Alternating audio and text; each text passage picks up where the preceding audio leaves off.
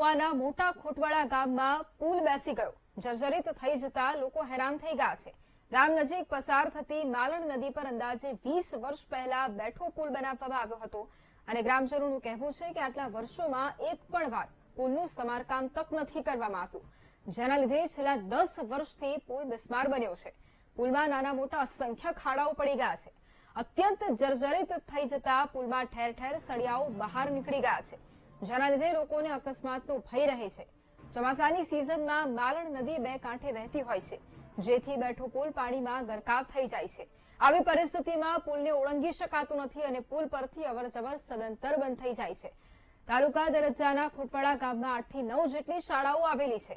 શાળાએ જવા માટે વિદ્યાર્થીઓએ આ બેઠો પુલ પાર કરવો પડે છે, પરંતુ જર્જરિત બનેલો પુલ જોખમી હોવાથી વિદ્યાર્થીઓ લાંબા રસ્તે ફરીને સ્કૂલે જવા પણ લાચાર બન્યા છે. ત્યારે ગ્રામજનો સરકારને અપીલ કરી રહ્યા છે કે આ બેઠા પુલનું નવીનીકરણ કરીને મોટો પુલ બનાવવામાં આવે. આજે લગભગ 20 વર્ષ થઈ ગયા છે ભાઈ. એમાં 10 વર્ષ તો આ એક પણ ખાડો નથી પુરાણો. પછી બીજા નંબરમાં આની અંદર માણસો હાલે તો ક્યારેક પાણી હોય થોડું ફૂટક લેવલનું, તો ક્યારે હરિયો આમાં વાગી જાય તો કોઈને ખબર પડે એવું નથી અને માણસોને દુર્ઘટના થાય અને તકલીફ ઊભી થઈ જાય એવું છે. તો વહેલી તકે થાય ભાઈ, તો થોડુંક સરકાર ધ્યાન આપે તો વધારે સારું. કે ભાઈ અહીંયા સ્થાનિક લોકોને જે અવર જવર માટે નદીને પ્રસાર કરવી પડતી હોય તો નદીમાં ડેમમાંથી ભરાવો હોય તે પાણીની અંદર ક્યાંયથી માલ સામાન કઈ હાલી શકતું નથી અને છોકરાઓને શિક્ષણ માટે અવારનવાર નિશાળે જવા 11-12 ના ધોરણની મુશ્કેલી પડે છે.